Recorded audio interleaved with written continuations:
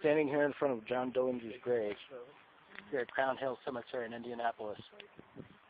Greetings, Fiend and Fiendettes. It's Uberdemon here for a quick movie morgue update. I'm going to start off with a music segment on Necro.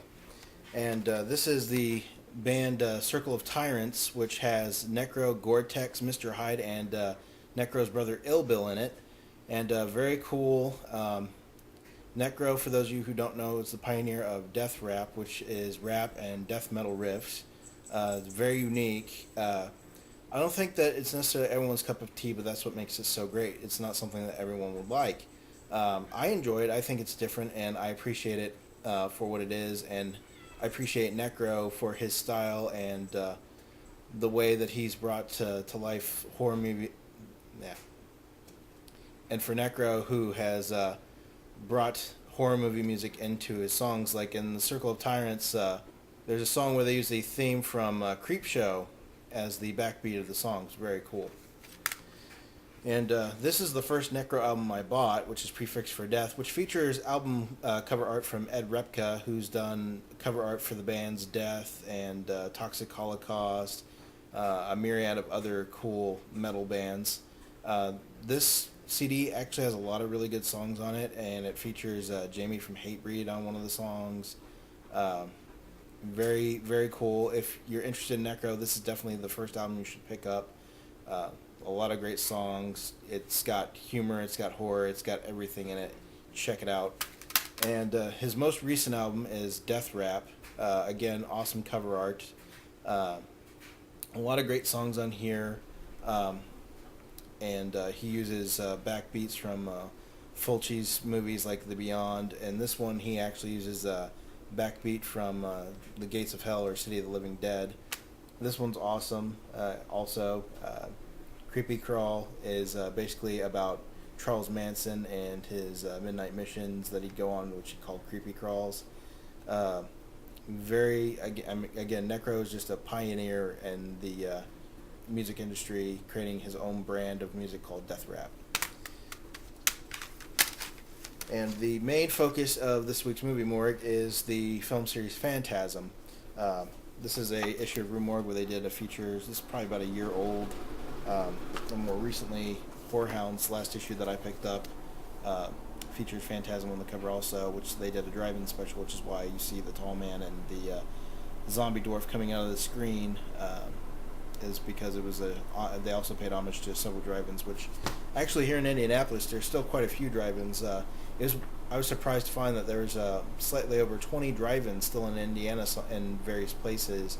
In fact, in the neighborhood that I've been over in Claremont Heights, there used to be a drive-in theater there, and sadly it's no longer in business. But yeah, it was really awesome having a drive-in in your neighborhood when growing up, so you could watch movies there and walk around the drive-in and see what was going on in that area. But I digress. This week we're talking about Phantasm, and I'm going to go backwards in the series. So the fourth movie is Phantasm Oblivion. It kind of explains a lot more about the Phantasm series and the Tallman character, and where he came from. And again, and much like the other Phantasm movies, it leaves a lot of questions unanswered. There's been rumors of a Phantasm 5 and Phantasm remakes. So I'm interested to see if they're actually going to do a fifth, or if they're going to do remakes, and see if old Angus Scrimm's still going to play the tall man, or how they're going to work that. So that was part 4. And part 3, Mike Baldwin and his brother, the character that played his brother, comes back in this movie. It's kind of a reunion of sorts. Of course, Reggie Bannister, he's in all the Phantasm movies.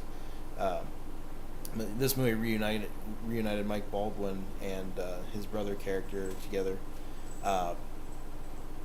And in this one, they kind of become spheres, or the tall man's trying to turn them into spheres. Just as bizarre as all the other titles, this one's probably, like, in order, my favorite. I like part 2 is my favorite. Part 1 is right behind it, and part 3 is my third favorite, and fourth obviously being my fourth favorite. And here is my favorite Phantasm film in the series, Phantasm 2, which the tagline is "The Ball is Back." Um, Explains a lot more about the characters. Very surreal, very kind of horror show, kind of a film. Uh, Lots of explosions. You get to see the tall man moving around. Uh, he's got a whole army of like characters like gravers, which are basically grave diggers that wear gas masks and wield chainsaws.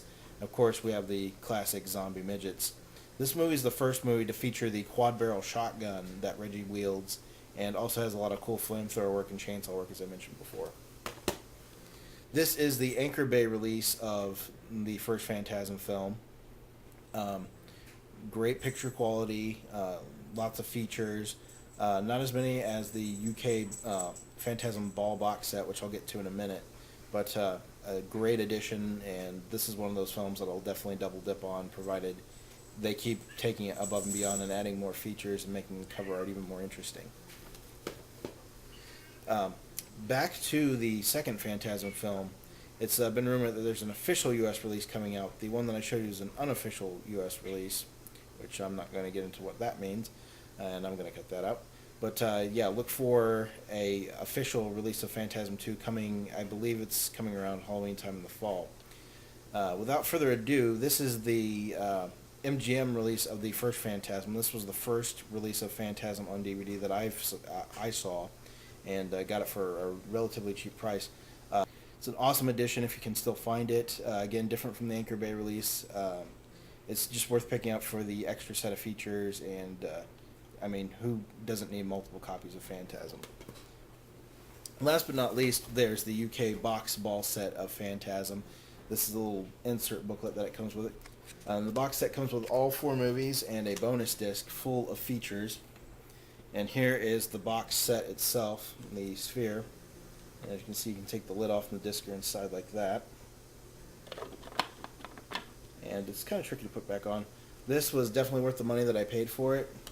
The most unique packaging I've ever seen for a DVD box set. And if you can grab it out there, if you have a region free player, even if you just want something cool lying around your house, definitely worth picking up just for the ooh and ah factor when people walk into your house and see the box set sitting on your shelf. And that about wraps it up for this edition of Uberdemon's Movie Morgue, and look for more editions in the future. And I want to thank all the more recent subscribers to the Movie Morgue and my YouTube channel. So keep watching, keep checking it out, and I'll have more for you soon here on YouTube.